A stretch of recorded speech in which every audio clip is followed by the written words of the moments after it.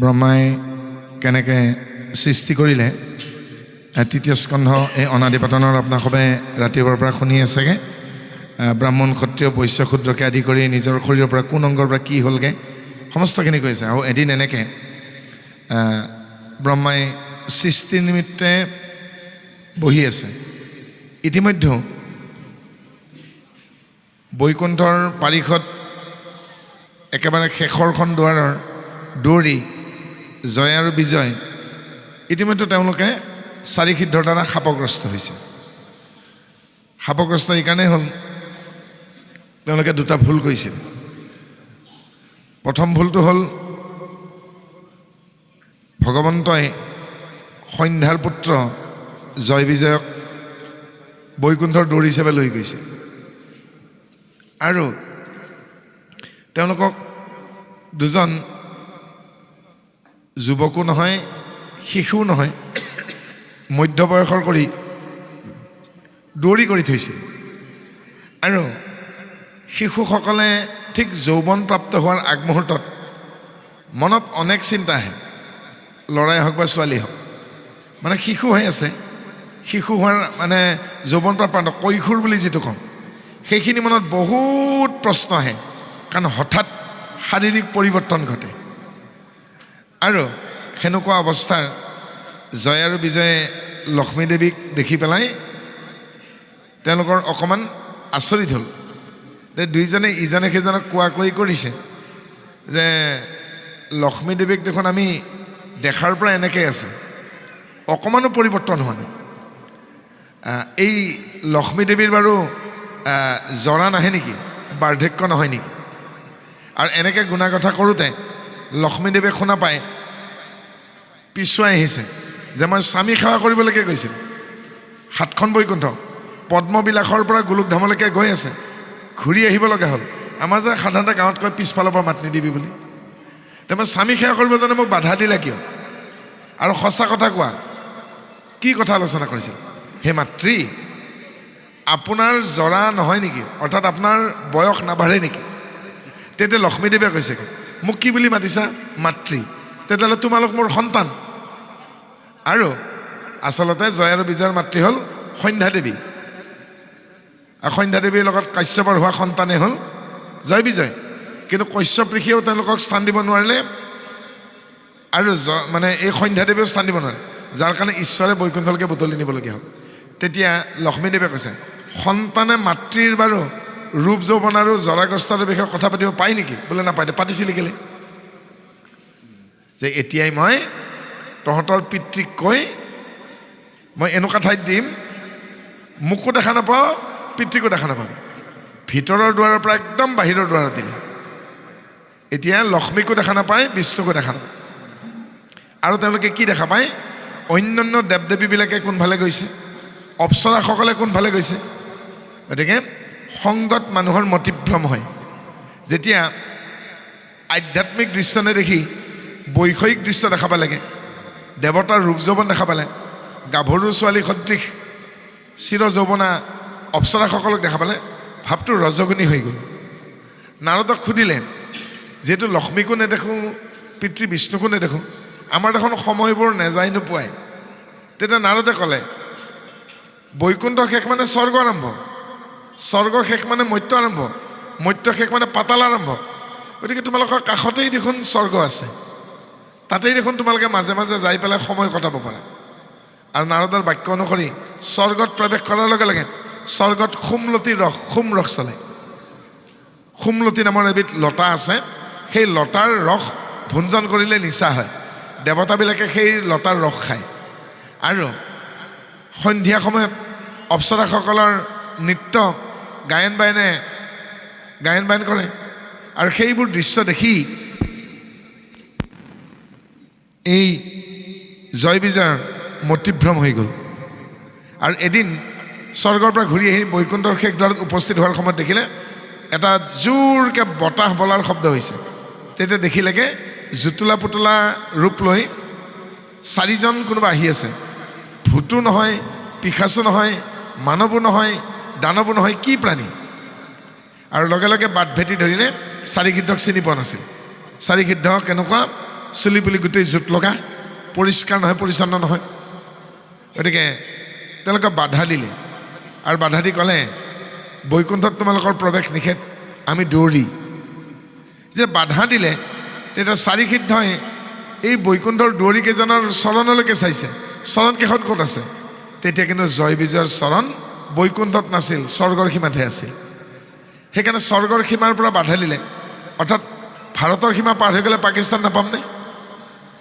আৰু পাকিস্তানৰ সীমাত সোমোৱাৰ লগে লগে কিন্তু ভাৰতৰ সৈন্য পাকিস্তানৰ আৰ্মীয়ে এৰেষ্ট কৰিব। আৰু সেনেকৈ বৈকুণ্ঠৰ সীমাত তেনেকৈ স্বৰ্গত দেখাৰ কাৰণে স্বৰ্গৰো সীমাত দৌৰি থাকিব, বৈকুণ্ঠৰ সীমাত কিন্তু স্বৰ্গৰ দৌৰি যেনহে দেখা হ'ল। আৰু সেইকাৰণে জয় বিজয়ে ক'লে স্বৰ্গতো দৈত্য আছে, যে আমি ঈশ্বৰক দেখা দিবলৈ গৈছিলোঁ যে স্বৰ্গৰ শেষ সীমা পাৰ হ'লে বৈকুণ্ঠত। যেতিয়া হুলস্থুল শুনিলে ঈশ্বৰ ওলাই আহিল, আহি পেলাই তেতিয়া জয় বিজয় কি ক'লে? তোমালোকে ভুল কৰিলা, বৈষ্ণৱক চিনি নাপালা। আৰু ক'লে খুমৰিও পুৰণি কথা কওঁ, চিন্তি আছোঁ ময়ো আপোনাকক, মোহৰ পাশক আশে লক্ষ্মী দেৱী, তাংকো নিবাৰিলা দুইকো দেখি। তোমালোকৰ প্ৰথম অপৰাধ হ'ল পুৰণা কথা চিন্তা কৰা, কি কাৰণে বাহিৰৰ গেটত আহিবলগীয়া হ'ল? তোমালোকৰ ভিতৰৰ তাত আছিলা। মোৰ মানে জান্তা বুলি কয়, আঁঠুৰ তলৰ পৰা ভৰিৰ পতালৈকে মালিচ কৰাক বজ্ৰাৱলী ভাষাত আৰু সংস্কৃতত জান্তা বুলি কয়। অৰ্থাৎ লক্ষ্মী দেৱীয়ে অনন্ত সজ্জাত থকা ঈশ্বৰক আঁঠুৰ তলৰ পৰা ভৰিৰ পতালৈকে মালিচ কৰে, চৰণ সেৱা নকৰে জানো? সেইটো জান্তা বুলি কয়। গতিকে মোৰ চৰণ জান্তিবলৈকে লক্ষ্মী গৈ থকা অৱস্থাতে তোমালোকে পাছফালৰ পৰা মাত দি কি কৰিছিলা? সেয়া প্ৰথম অপৰাধ। আৰু দ্বিতীয় অপৰাধ, আজি বৈষ্ণৱক চিনি নাপালা, একান্ত বৈষ্ণৱক। দ্বিতীয় অপৰাধ বোলে কি ক'লে? স্বৰ্গতো দৈত্য আছে, তোমালোকৰ চৰণ আজি বৈকুণ্ঠত নাই। অৰ্থাৎ আমিবোৰক কৈছোঁ দেই, শিখসকলে 12 সত্য খায়, শংকৰদেৱ, মাধৱদেৱ, হৰিদেৱ, দামোদৰদেৱ, এই 4জন অসমৰ মহাপুৰুষ। কোনোবা শংকৰীয়া, কোনোবা দামোদৰীয়া, কোনোবা হৰিদেৱীয়া, নহয় জানো? যিয়ে নহওক, তেওঁ ভিতৰ পকীয়া নে তেওঁ মলা জপিয়া সেয়াও মই কোৱা নাই। যি ভকতে নহওক, যদি 12 সত্য খাই শৰণ লৈছে, তেওঁ জানিব লাগে এই শৰণ ভজন কেনেকৈ ৰাখিব লাগিব। আৰু তেওঁ যদি ইচ্ছাকৃতভাৱে নকৰিবলগীয়া কাম কৰিছে, অভক্ষা ভক্ষণ কৰিছে, নক'বলগীয়া জ্যেষ্ঠক কথা কৈছে, নকৰিবলগীয়া কাম কৰিছে, জ্যেষ্ঠক হাত দাঙিছে, তেওঁ নিজেই সমাজৰ পৰা আঁতৰি থাকিব লাগে। সমাজে আচলতে তেওঁক একো কোৱা দৰকাৰ নাই, কাৰণ অনুশোচনা। অপৰাধ কৰা ব্যক্তিজনৰ যেতিয়ালৈকে অনুশোচনা নাহে, ধৰি থাকচোন, এজন মানুহে বিৰাট ডাঙৰ এটা অপৰাধ কৰিলে, কৰোঁতে কি কৰিব? তেওঁক জেল দিব, আৰু যদি তাতকৈও বেছি ডাঙৰ অপৰাধ হয় মৃত্যুদণ্ড দিব। কিন্তু জেলেই দিয়ক বা মৃত্যুদণ্ডই দিয়ক, সেই ব্যক্তিজনে, সেই অপৰাধীজনে যদি অনুশোচনা নকৰে, হয় মই সেই অপৰাধটো কৰিছিলোঁ, যদি অনুশোচনা নকৰে, তেওঁক জেলেই দিয়ক, ফাঁচিয়ে দিয়ক, শাস্তি সম্পূৰ্ণ হোৱা নাই, প্ৰায়চিত্ত হ'ব লাগিব। গতিকে তেওঁলোকক ক'লে জয় বিজয়, তোমালোক মোৰ অতি আপোন। মাকে খেলা ধূলা কৰি লেতেৰা হোৱা, অপৰিষ্কাৰ হোৱা সন্তানক ধুৱাই পখলাই আকৌ কোলাত লৈ 5 বছৰ নোহোৱালৈকে গাখীৰ পানী নিদিয়েনে? যেনেকৈ ধুৱাই পখলাই আকৌ কোলাত লয়, সেনেকৈ তোমালোকক মই আকৌ কোলাত ল'ম, কিন্তু তোমালোকক ধুৱাম, তোমালোকক মই পৰিষ্কাৰ কৰিম। এতিয়া এই পৰিষ্কাৰ কৰিবলৈকে যাওঁতে পৃথিৱীত তোমালোকে যাব লাগিব। বোলে কিয়? তেতিয়া জয় বিজয়ক শ্ৰীহৰিয়ে কি বুলি কৈছে? শুনা, মৰিবৰ কাৰণে বহুত উপায় আছে। বিষ পান কৰিব পাৰে, ফাঁচি ল'ব পাৰে, নৈত জাপ দিব পাৰে, সাগৰত জাপ দিব পাৰে, নহয় জানো? নিজে নিজে ডিঙি কাটি মৰিব পাৰে, নেলু কাটি মৰিব পাৰে, অনেক উপায় আছে। কিন্তু পৃথিৱীত জন্ম লাভ কৰিবৰ কাৰণে এটাই উপায়, মাতৃৰ উদৰস্থ হ'ব লাগিব। কাৰণ হাতীৰ মাকেহে হাতীক জন্ম দিব, মানুহৰ মাকেহে মানুহক জন্ম দিব, বান্দৰীহে বান্দৰক জন্ম দিব। গতিকে কোনোবা গুণৱতী মাতৃৰ ঔৰসত তোমালোকে আহিব লাগিব। এতিয়া উপায় দুটা, তোমালোকে যদি মোক ভাল পাই পেলাই পৃথিৱীলৈকে আহা, মিত্ৰভাৱে 7 বাৰ জন্ম ল'ব লাগিব। আৰু যদি মোৰ লগত শত্ৰুতা কৰা, বিপৰীত ভাৱেৰে ভক্তি কৰা, তেতিয়াহ'লে 3 বাৰতে হ'ব। জয় বিজয় বহুত ভাবিছিলে, এটা জন্মতে মানুহৰ কিমান কষ্ট হয়, 7 বাৰ জন্ম ল'বলৈ, বাপৰে বাপ, বহুত দীঘলীয়া সময় প্ৰভু। এই লাগে বিপৰীত বুদ্ধিয়ে কৰিম, 3 বাৰতে সামৰি থক আৰু চুক্তি হ'ল। ঈশ্বৰৰ ভাৱনা নহয় জানো, ঈশ্বৰৰ ভাৱনাৰ উৱাব্বটো কৰি দিয়কচোন, ভাওনা হৈ যাব। আজি গধূলিলৈকে ভাওনা নাই জানো?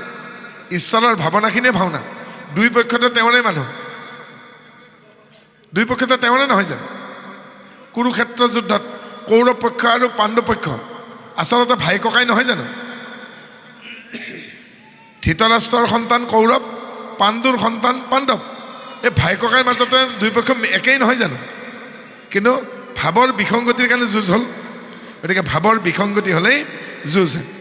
আৰু সেই ভগৱন্তৰ বাক্য অনুসৰি 4 সিদ্ধৰ অভিশাপ যাতে খণ্ডন নহয়, সাপো মৰক লাঠিও নাভাঙক, তেওঁলোকক 3 জন্মৰ বাবে পৃথিৱীত পৰোৱা হ'ল। প্ৰথম হ'ল হিৰণ্যাক্ষ কশিপু, সত্য জগত, আহিল ত্ৰেতা জগত, ৰাৱণ কুম্ভকৰ্ণ, আহিল দাপৰ যুগ, শিশুপাল দন্তবক্ৰ। আৰু 3 জন্মতে তেওঁলোকে দৈত্যকুলত উপজিব লাগে। আৰু পৃথিৱীৰ প্ৰথম দৈত্য হিচাপে ইতিমধ্যে কশ্যপ ঋষিৰ গৰ্ভত মানে ঔৰসত, আৰু দ্বিতীয়ৰ গৰ্ভত কি হ'ল হিৰণ্যাক্ষ আৰু হিৰণ্যাক্ষ কশিপু ইতিমধ্যে জন্ম লাভ কৰিছে। কিয় তেওঁলোকে দৈত্য পাব? সেই আকৌ কৈছোঁ ভাৱনা। কশ্যপ ঋষিৰ 17 গৰাকী পত্নী, দিতি, অদিতি, দনু, কদ্ৰু, বিনতা, পতংগ, সৰমা, কৈ শেষ নহ'ব। অদিতিৰ পৰা আদিত্য দেৱতাগণ, দিতিৰ পৰা দৈত্যসকল, দনুৰ পৰা দানৱবোৰ দেই, সুৰেখাৰ পৰা ৰাক্ষস, পতংগৰ পৰা পক্ষীকুল, আৰু তাৰপিছত কদ্ৰুৰ পৰা চৰাইবোৰ, বিনতাৰ পৰা চৰাইবোৰ, কদ্ৰুৰ পৰা সৰ্পবোৰ, এনেকুৱাকৈ আহিছে। এই গোটেই পত্নীবিলাকক লগাই দিতি, অদিতি, দনু, সৰমা, কদ্ৰু, সুৰেখা, পতংগ লগাই পেলাই কৈছে, হে মোৰ মৰমৰ পত্নীসকল, মই এটা আজি সতৰ্ক কৰি দিবলৈকে এই সভাখন পাতিছোঁ। বোলে কি? বোলে শুনা, ভগৱন্তই তোমালোকৰ গৰ্ভত আহিব, কিন্তু সন্তান স্বৰূপে আনোতে সাৱধান হ'বা। আগৰাতিৰ সন্তান অল্পায়ু হ'ব, পিছ ৰাতিৰ সন্তান দীৰ্ঘায়ু হ'ব। ৰাতিপুৱা, দুপৰীয়া, সন্ধিয়া, এই 3 সন্ধিয়া মই প্ৰাৰ্থনা কৰোঁ ঈশ্বৰক, গায়ত্ৰী কৰোঁ। ৰাতিপুৱা ব্ৰহ্মাক, দুপৰীয়া বিষ্ণুক, গধূলি শিৱক মই প্ৰাৰ্থনা কৰোঁ। এই 3টা সময়ত মোৰ লগত একেলগে হৈ বহি প্ৰাৰ্থনা কৰিবা। এই 3টা সময়ত খাদ্য নাখাবা, আৰু খাদ্য খালেও প্ৰাৰ্থনা কৰাৰ পিছত খাদ্য খাবা। আৰু এই 3টা সময়ত যদি বিশেষকৈ কাল সন্ধিয়া সময়, দিন আৰু ৰাতিৰ সন্ধিক্ষণ কাল সন্ধিয়া সময়ত মোৰ কাষত আহিলে প্ৰাৰ্থনাত বহিবা। কিন্তু সেই সময়ত যদি কামাতুৰ হৈ মোৰ কাষত আহা, ৰাক্ষস, দৈত্য, অসুৰৰ জন্ম হ'ব। সাৱধান বাণী শুনাই দিলে। কি বুলি ক'লে মই আকৌ ৰিপিট কৰিছোঁ, আগৰাতি যদি সন্তান গৰ্ভস্থ হয়, আগৰাতি যদি তোমালোক কামাতুৰ হোৱা, তেতিয়াহ'লে সন্তান অল্পায়ু যুগত জন্মিব আৰু কম বয়সতে মৰিব। পিছ ৰাতি ব্ৰাহ্ম মুহূৰ্তৰ আগত যিকেইটা সন্তান গৰ্ভস্থ হ'ব, সেইকেইটা দীৰ্ঘায়ু হ'ব। আৰু ৰাতিপুৱা, দুপৰীয়া, গধূলি এইখিনি সময়ত মই প্ৰাৰ্থনা কৰোঁ, প্ৰাতঃ, মধ্যাহ্ন, সায়ং। আৰু এই 3টা সময়ত মই ব্ৰহ্মা বিষ্ণু মহেশক আৰাধনা কৰোঁ, গায়ত্ৰী কৰোঁ। মোৰ কাষ নাচাবিবা, যদি কাষ চাবা মোৰ লগত একেলগে প্ৰাৰ্থনা কৰিবা, মোৰ সংস্কাৰৰ সমভাগী হ'বা। আৰু বিশেষকৈ কাল সন্ধিয়াত মোৰ কাষত কাম ভাৱত নাহিবা। আৰু যদি আহা, তেতিয়াহ'লে মই নাকচ নকৰোঁ, কিন্তু সন্তান কি হ'ব? তামসিক হ'ব, অসুৰ, দৈত্য, ৰাক্ষস হৈ জন্ম ল'ব। সাৱধান মানি শুনাই দিলে। অদিতিয়ে সেই সাৱধান মানি মনাৰ কাৰণে অদিতিৰ গৰ্ভত দেৱতাবিলাকে জন্ম লাভ কৰিলে, প্ৰায়বিলাকেই গৰ্ভৱতী হৈ গ'ল। কদ্ৰু, সৰমা, পতংগ, দনু, কিন্তু তেতিয়ালৈকে দিতি গৰ্ভৱতী হোৱা নাছিল। সতিনীৰ সন্তান জন্ম হোৱা দেখি, সতিনীসকল গৰ্ভৱতী হোৱা দেখি হিংসা, ঈৰ্ষাত জ্বলি পৰিলে দিতি। আৰু এদিন সীমা চেৰাই গ'ল, কিমান আৰু সহ্য কৰিব। কাল সন্ধিয়া স্বামীক ক'লেগে, মোকো সন্তান লাগে, ময়ো গৰ্ভৱতী হ'ব বিচাৰোঁ, ময়ো আপোনাৰ সন্তানৰ মাতৃ হ'ব বিচাৰোঁ। কশ্যপে নাকচ কৰা নাই, কিন্তু ক'লে ফল কিন্তু ভাল নহ'ব। বোলে ফল যিয়ে নহওক পৰিণাম, মুঠতে মোৰ সতিনীবিলাক মাক হ'বগে, আৰু মই এনেকৈ বাজি হৈ থাকিম মানে মানুহৰ গালি শুনি মৃত্যুটো নহ'বগৈ মই মানে বঞ্চনাৰ বলি হৈছোঁ মোক প্ৰৰোচনা কৰা হৈছে মোক আপুনি মাতৃত্বৰ পৰা আপুনি আঁতৰত ৰাখিছে বাৰু আৰু তাৰ ফলশ্ৰুতিত কি হ'ল 3টা সন্তান গৰ্ভলৈকে আহিল হিৰণ্যক্ষ কশিপু ডাঙৰ হিৰণ্যক্ষ দ্বিতীয় আৰু হলিকা নামে এগৰাকী কন্যা এই 3গৰাকী গৰ্ভত আহিল কাৰ দ্বিতী মাতৃৰ কীৰ্তনত পাব আপোনালোকে হিৰণ্যক্ষ নামে কনিষ্ঠতাৰ যুদ্ধ তবৰাখে চিন্তিলা মাৰ পোৱা নাই জানো গতিকে হিৰণ্যক্ষ হ'ল প্ৰহ্লাদৰ খুৰাক হিৰণ্যকশিপুৰ ভাতৃ আৰু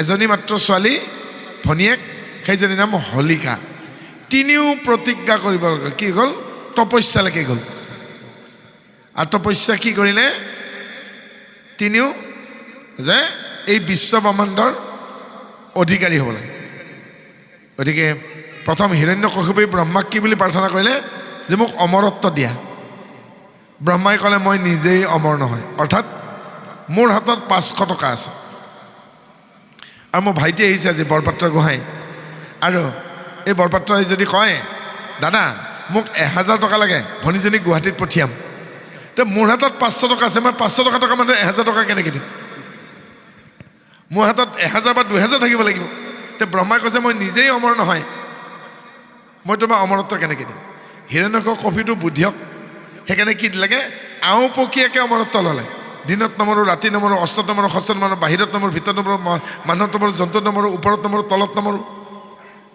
নহয় জানো বাধ্যত পৰি ব্ৰহ্মাই হাঁহ বুলি ক'ব লগা হ'ল নহয় জানো যাৰ পৰিপ্ৰেক্ষিতত ঈশ্বৰে নৃসিংহ ৰূপ ধাৰণ কৰিব লগা হ'ল দিনত নহয় ৰাতি নহয় সন্ধিয়া ওপৰত নহয় তলত নহয় আঁঠুৰ ওপৰত বাহিৰত নহয় ভিতৰত নহয় দুৱাৰগৰিয়াত নহয় জানো অস্ত্ৰত নহয় শস্ত্ৰত নহয় নখেৰে মানুহত নহয় জন্তুত নহয় সেইকাৰণে আধা মানুহ আধা সিংহ নৃসিংহ ইতিমধ্যে জয় এই হিৰণ্যক্ষ কশিপুৰ কথা গ'ল হিৰণ্যক্ষই ক'লে যে মনুষ্যৰ হাতত নমৰো কিন্তু মোৰ সমান বীৰৰ হাতত মোৰ যাতে দ্বন্দ্ব যুদ্ধত মৃত্যু হওক মানুহৰ হাতত নহয় তাৰমানে জন্তুৰ লগত যুঁজিব সেইলৈকে হাতী হওক বা বাঘেই হওক আৰু সেইকাৰণে বৰাহ অৱতাৰৰ লগত যুঁজখন হ'ব এইবাৰ ভনীয়েকেতো তাতকৈও ডাঙৰ প্ৰতি মানে তপস্যা কৰিলে এতিয়া ভনীয়েকে ক'লে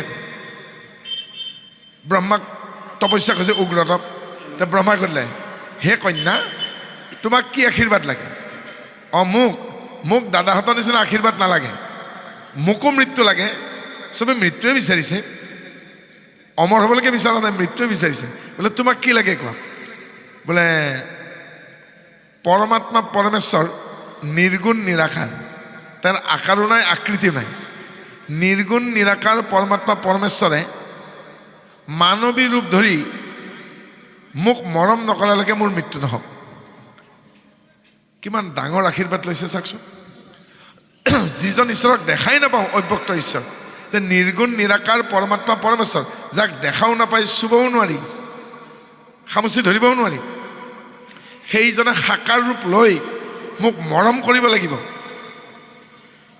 আৰু তেতিয়াহে মোৰ মৃত্যু হওক সেইজনেই হ'ল প্ৰহ্লাদৰ পেহীয়েক হলিকা শেষ পৰিণতি কি হ'ল তেওঁৰ হিৰণ্যকশিপুৱে অলপ পিছত পাবই প্ৰহ্লাদক তেলত ভাজিছে হাতীৰে গছকাইছে বিষ খুৱাইছে বিষৰ লাৰু দিছে কৰতেৰে কাটিব কৈছে কিবা হ'ল জানো একোতো নহ'ল তেতিয়া পেহীয়েকে ককায়েকক কৈছে দাদা তুমি বহুত কিবা কিবি কৰিলা আই শ্বেল ট্ৰাই মাই বেষ্ট ময়ো এটা চেষ্টা কৰোঁ ভনী তই কি কৰিবি বোলে মই কৰোঁচোন কিবা এটা 50 হাত ওখকৈ শুকান খৰি দিয়া এটা মেজি বনোৱা আৰু মাজে মাজে ঘি দিবা আৰু একেবাৰে ওখত মেজিটোৰ ওপৰত মই প্ৰহ্লাদক কোচত বহাই ল'ম তুমি তলত জুই দিবা মই জুইত পুৰি নমৰোঁ প্ৰহ্লাদ চাই হৈ যাব ব্ৰহ্মাৰ বৰ আছিল যে হলিকা জুইত নুপুৰে পানীত নুডুবে শিল দিলে চেপেটা নহয় কাটি টুকুৰালেও টুকুৰা নহয় তাৰমানে মোটামুটি অমৰেই সেইকাৰণে ভাবিছে মইতো জুইত নুপুৰোঁ গতিকে মই কোলাত লৈ পেলাই প্ৰহ্লাদক কোলাত লৈ পেলাই মই বহিম খৰিৰ ওপৰত তলত দাদাই জুই দিব প্ৰহ্লাদ পুৰা যাব মই নামি আহিম এই আছিল কল্পনাকাৰ হলিকা দেৱী সেইদিনাখন আছিল ফাগুন মাহৰ পূৰ্ণিমা তিথি আৰু প্ৰহ্লাদে চব জানে সেইকাৰণে তেওঁৰ বাকী ভায়েকেইজনক আহ্লাদ সহ্লাদ অনুহ্লাদ লাদ আদি কৰি তেওঁ কৈছেগৈ তোমালোকে বাকী দৈত্য শিশুবিলাকক লগ লগাই হাতত হাত ধৰি হিউমেন চেইন হাতত হাত ধৰি হৰি কীৰ্তন কৰিবা ওপৰৰ পৰা ৰঙা ৰঙা ফাকুগুৰি আহিব গাঁত খানি ল'বা যি কথা সেই কথা দৈত্য শিশুৰ গুৰুটো প্ৰহ্লাদে 50 হাত ওপৰত প্ৰহ্লাদক লৈ হলিকাই বহিছে আৰু হলিকাই কৈছে তোমাৰ কিবা ক'বলগীয়া আছে পেহী মোৰ এনেকুৱা লাগিছে আজি যেন মোৰ পৃথিৱীৰ শেষ দিন প্ৰহ্লাদে ইচ্ছা কৰিয়ে কৈছে আজি যেন মোৰ পৃথিৱীৰ শেষ দিন গতিকে মোৰ কিন্তু মালৈকে বৰ মনত পৰিছে কয়াধুলৈকে তেতিয়া হলিকাই কৈছে মই কি মা নহয় নেকি তেতিয়া প্ৰহ্লাদে ডাঙৰ কথা কৈছে নাৰী মাতৃ বয়োজ্যেষ্ঠ মানে মাতৃ আৰু কনিষ্ঠ মানে ভগ্নী অৰ্থাৎ সেইজন ভকত যিয়ে নিজৰ বয়সতকৈ ডাঙৰ মানে মাতৃ বুলি ভাবে নিজতকৈ কম মানে ভনী বুলি ভাবে তাৰমানে নাৰীক মাতৃ আৰু ভগ্নী দৃষ্টিৰে যি সদায় চাই সেইজনে ঋষি সেইজনে মুনি সেইজনে যোগী সেইজনে সাধক সেইজনে বৈষ্ণৱ সেইজনে ভকত নাৰী মাতৃ মাতৃ আৰু ভগ্নী মাতৃবৎ পাৰে দ্বাৰেষু প্ৰহ্লাদে শিকাইছিল কাক দৈত্য শিশুবিলাক প্ৰহ্লাদৰ কোনে শিকালে নাৰদে আৰু কোনে শিকালে মাকে কিন্তু সন্দামৰকৈ শিকাব পৰা নাই গতিকে কৈছে মাহী পেহী জেঠী খুৰী আইতা সকলো মাতৃ তুমি মোৰ মাতৃ তেতিয়া হলিকাই কৈছে বেছি মৰম লাগিলে মাৰে তোক কি কৰে বোলে মোক মায়ে কোলাত লৈ সদায় দুগালে দুটা চুমা খায় আৰু মই মাক গবা মাৰি ধৰি চুমা খাওঁ এইবাৰ প্ৰহ্লাদে উল্টাকৈ নাটকখন কৈছে অ' পেহী কথা এটা কওঁ আজি নহয় তোমাক মই বহুত দিনৰ মূৰত পাইছোঁ তুমিওতো মোৰ একমাত্ৰ পেহী তোমাক মোৰ বৰ মৰম লাগিছে চুমা এটা খাওঁনে কি এটা চুমা খাওঁ 10টা চুমা খা আৰু টপৰকৈ বাওঁগালত পেহীয়েকক এটা চুমা খাই দিলে পেহী কেনে পাইছা বৰ মিঠা এইবাৰ প্ৰহ্লাদে পেহীয়েকক গবা মাৰি ধৰিছে কেতিয়া কৈছেগৈ তুমিতো 10টা খাব দিছা আৰু 9টা বাকী আছে মই আৰু এটা খাব ন কৈছোঁ নহয় এটা কি তই 10টা খা 1000টা খা মোৰ আপত্তি কৰে আৰু এনেকৈ গবা মাৰি ধৰিছে পিছফালে হাত দুখন জুত ফুটাই লগাই ধৰিছে যাতে পেহীয়েক খলকি যাব নহয় ইতিমধ্যে তলত জুই দিছে গৰম উত্তাপ আহিছে আৰু প্ৰহ্লাদে পেহীয়েকক কাণে কাণে কৈছে পেহী তুমি কি বৰ লৈছিলা ব্ৰহ্মাৰ পৰা বোলে মই অমৰ বৰ লৈছোঁ কেনেকুৱা বোলে মই জুইত নমৰোঁ কাটিলে নমৰোঁ পানীত ডুবি নমৰোঁ বিষ দিলে নমৰোঁ মোকো সেনেকুৱাই বৰ দিছে নেকি পেহী বোলে কিয় ইতিমধ্যে মোক জুইত পুৰিলে তেলত ভাজিলে হাতীৰে গছকালে পৰ্বতত পেলাই দিলে আৰু কত কি কৰিলে মোৰ দেখোন একো হোৱা নাই কিয় বা পেহী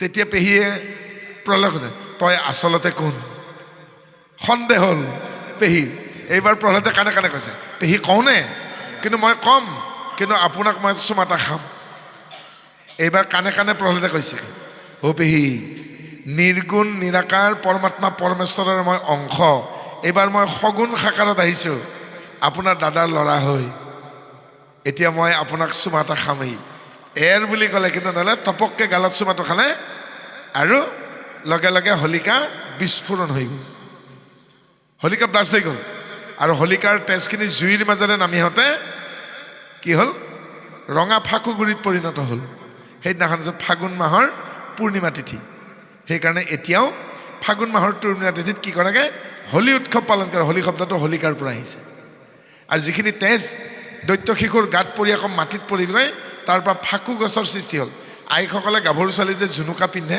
পায়েল পিন্ধে ভৰিত কৃষ্ণই নুপুৰ পিন্ধে নুপুৰৰ জুনুকা নাথাকে জানো ফাকু গছডালত সেনেকুৱাকৈ আঙুৰৰ দৰে জুনুকা লাগে আৰু একাদশীত পূৰণ হয় 5 দিন পিছত পকে সোণ বৰণীয়া ৰং হয় আৰু ভাঙি দিলে সেন্দুৰ ওলায়